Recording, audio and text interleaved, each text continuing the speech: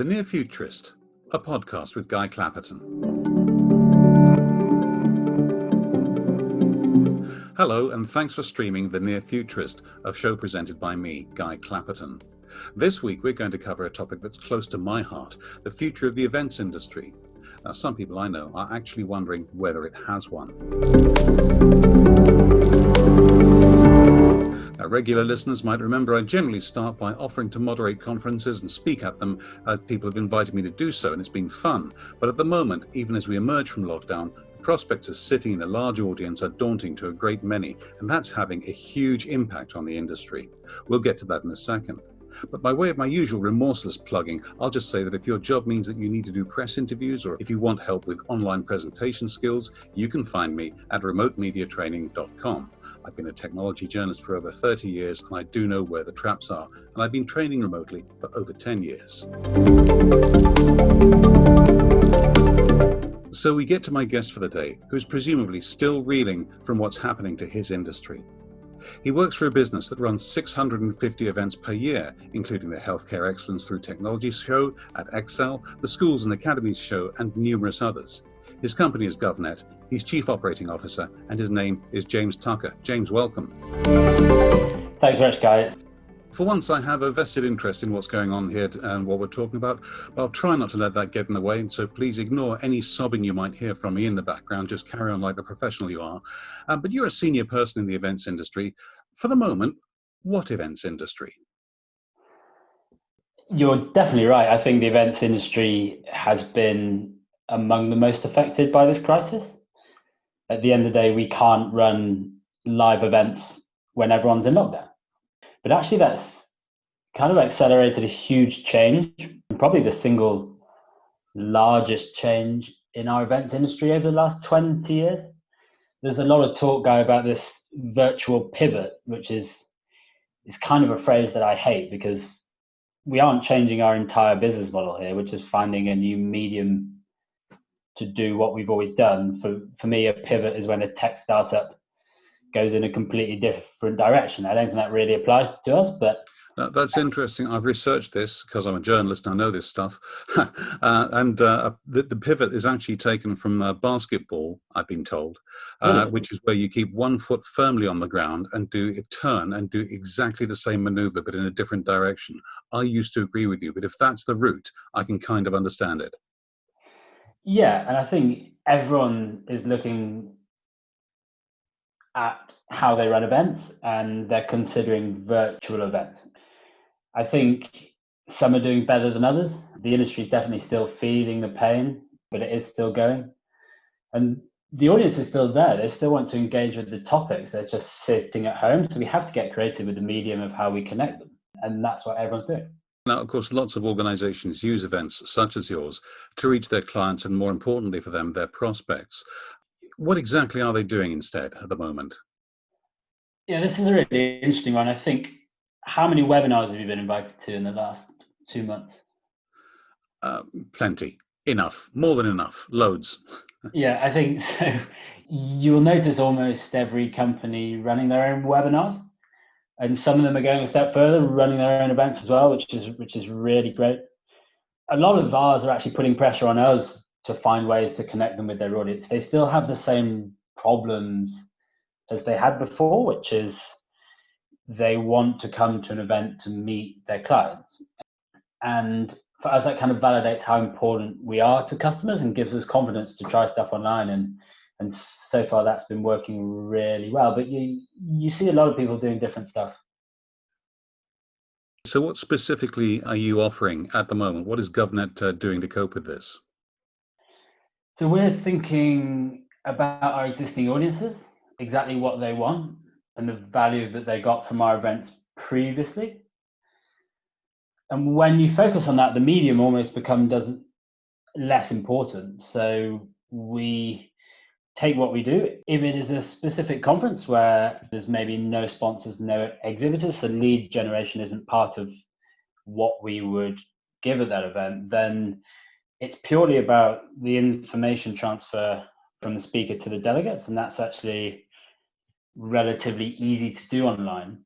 I think Where we have challenges are for those really large events, and we're still looking at ways we can run kind of hybrid or virtual events that can still deliver for those audiences. The feedback we get, and it's really strong, is we need to come together. Like, you've got to remember that for most of our markets, healthcare, schools, technology, this is the biggest single driver of change we've probably had. There's more stuff to talk about now than we have had over the last 5 years at least, especially when you look at the kind of Brexit stalemate we were in, that felt like a lot of topics were on hold. And now, huge change. We need to get together. We need to talk about them. Our responsibility as an event organizer is to find a medium to make that happen. Now, I mean, we're recording this interview through Zoom. Is that and other sort of webinar technology the way we're going to do events in future? I can't help noticing that every time you start talking and there's multiple people on a Zoom conference, people start at the same time. You don't have those body language, those polite bits to let other people in. It gets to be a very stilted conversation. But is that what we're stuck with at the moment, do you think? So, have you attended any online events? I certainly have, yeah. So, I think there's some tolerance at the moment. Let's be honest, you will have noticed it, whether you're watching the news, whether you're attending one of these online events, for this kind of rough and ready production value. So I think people are more okay with that at the moment, but I don't think that's here to stay. I think, as I said before, you can use Zoom as an effective way of replicating the content part of the conference. So the transfer of information from the speaker to the audience, and you'll know that from events you've attended. But making new connections, meeting old colleagues, kind of sharing numbers, the kind of intangible networking part of our events, that's really, really tough to replicate online. And platforms are definitely still lagging behind. There's some decent AI-based matchmaking apps that kind of prioritize accessibility and engagement, but they don't do a great job, anywhere near as a good job as you'd like to see them replicating that live event environment. And to be honest, our customers, I'm sure you'll feel the same maybe from your event attendance, they tell us they really miss that intangible stuff. And when it's safe, they can't wait to get back to seeing people face to face. I think, I don't know, if there's one thing that I've learned from this, it's probably that you really take for granted all the little things you get from those human interactions, whether it's with your colleagues or someone you've met at a conference. And I think it is a completely different experience meeting someone face to face, and I really miss that. I don't know how you feel. I feel completely the same, although I do know that some events, and I've seen audiences behave like this, you realize that people have gone along for a day out of the office and a bit of networking, and they regard the event itself as a backdrop. I'm just wondering if that's something that has gone away for the moment, and I'm wondering whether all of your sponsors or all of your clients actually are missing that terribly, or whether they'd rather have a smaller audience that's actually focused on the content. Yeah, I think content is key. So you're right to focus about that. I think if you take the events industry as a whole, not every event has been focused on content necessarily. There's some events that are purely built around networking. So I think now there is a focus on driving content. I'm really lucky that amazing content was always part of our DNA. We actually started as a conference company before going into exhibitions. And so the content that our teams put together is awesome. And that's kind of reflective of how passionate they are and we are about the topics we talk about. So content drives engagement, but with online viewers, I would say it is probably a little bit harder to maintain concentration and that engagement. Like, there's work to do. They've got a laptop in front of them, that emails are going off, they've got the internet at their fingertips.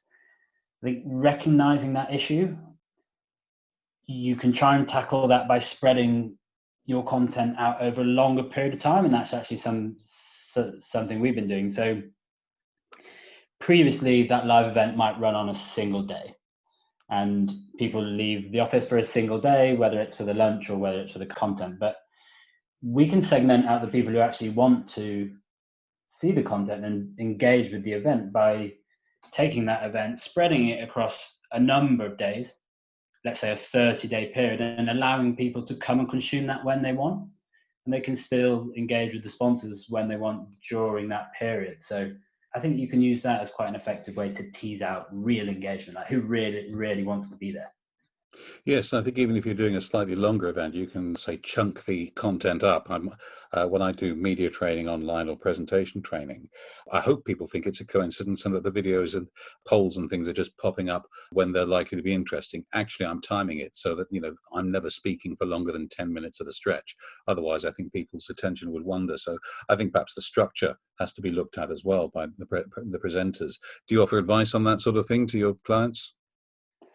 Yeah, so it's really about curation and coming up with topics that are engaging for the audience. Like, we've really learned the hard way. There's been some suppliers over the years who, let's say, will come up on stage with a plumbing part and bore an audience for 30 minutes about why that is relevant to their school. And that doesn't help anyone, right? So it's really about getting our content teams involved with the audience and the sponsors so that you're creating an interactive experience that benefits both of them. And that's really the value we add. Sponsors sometimes struggle to do that themselves.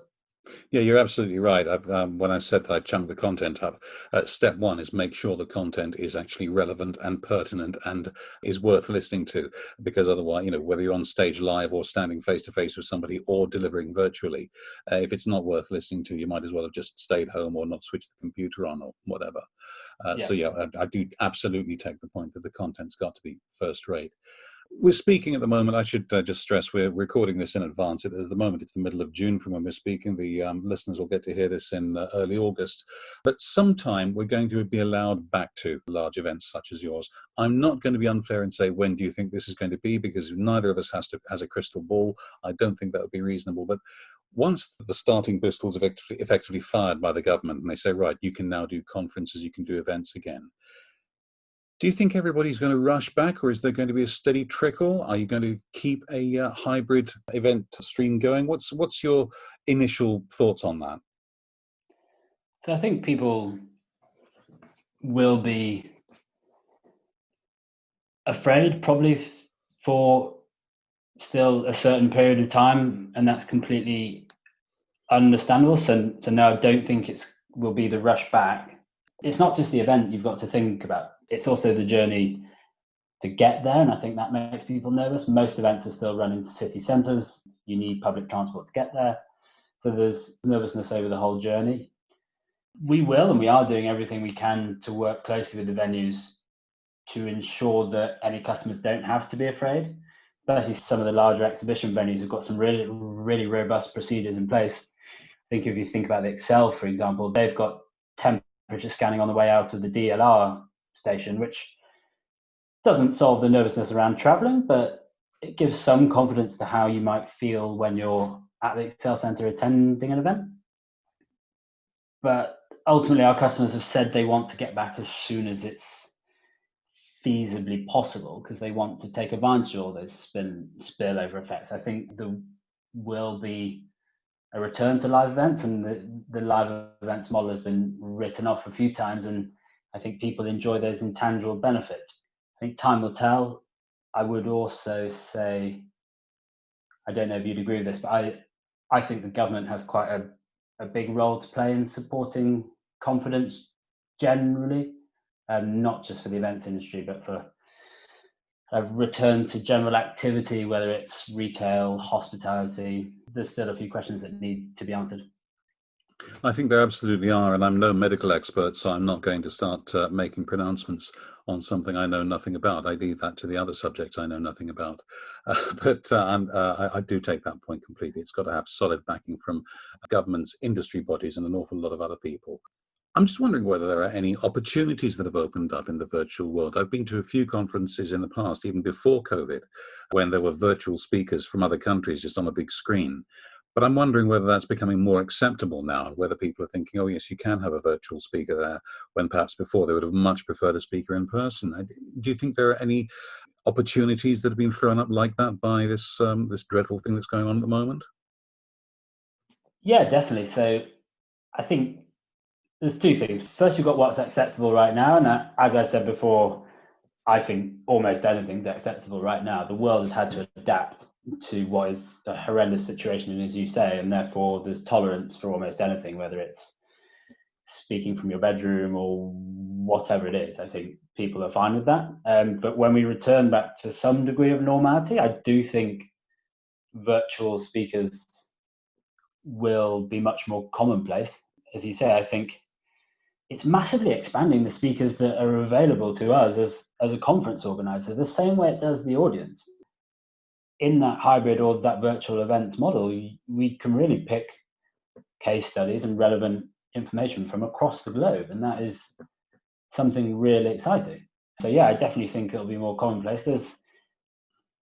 In the hybrid format, there's something we need to work out. If you think about historically, it would have been a bit odd to have a virtual speaker mixed in with a physical panel. Like, can you imagine what that would look like? I'm sure you've been to some events where it's the case, and that it normally only happens when it's someone really exceptional.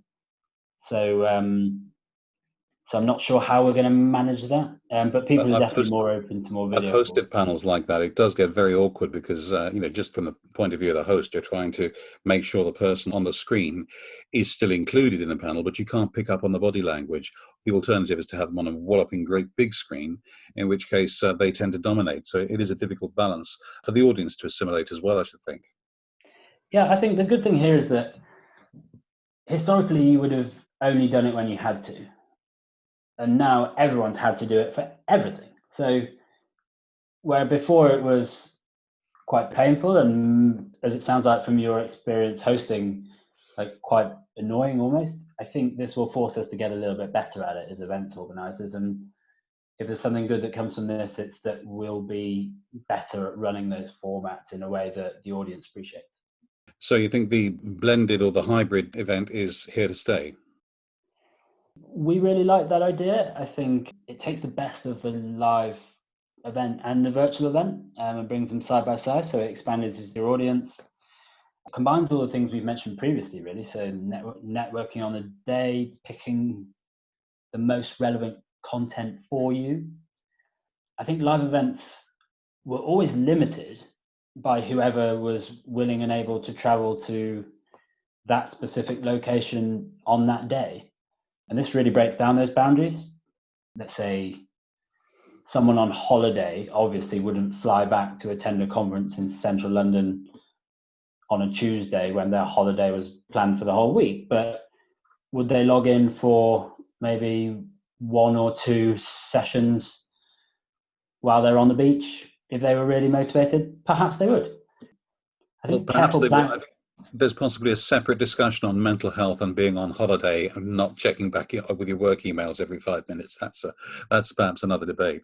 Yeah, I think we definitely don't want to encourage people to work while they're on holiday, but I think it just breaks down those geographical barriers, like the idea that you actually need to be in that location on that day. Like it could be that you struggle to get sign off to leave the workplace. Like there might be a ban on travel or something in your specific organization. Historically, that would have meant there's no way you could come, and now that's not the case. I do think careful planning is needed, as we've kind of alluded to when we were talking about speaker panels. You really need to be careful you don't ruin it for both the physical and the online audiences. I'm thinking things like half-empty auditoriums, kind of people blocking the camera for those attending online, like excessive AV equipment everywhere. There's a few challenges, but I think it's really exciting, Guy. Final question, if I may. James, if people want to know more about you and your organization, where should they go? The best way, if you're interested in our public sector events, is to visit us at govnet.co.uk. We have a new business line running events for the emerging technology sector that may be specifically relevant to listeners of this podcast, and that's at btrhub.com. And if you want to connect with me directly, probably LinkedIn's the best. So if you search for James Tucker and GovNet, I'm sure you'll find me. James Tucker of GovNet, thank you very much for joining me. Thanks, Guy. And of course, many thanks to you for listening. That was the Near Futurist podcast with me, Guy Clapperton. Don't forget to have a look at the website at nearfuturist.co.uk or my media training site at remotemediatraining.com. I'll be back as always in 2 weeks' time.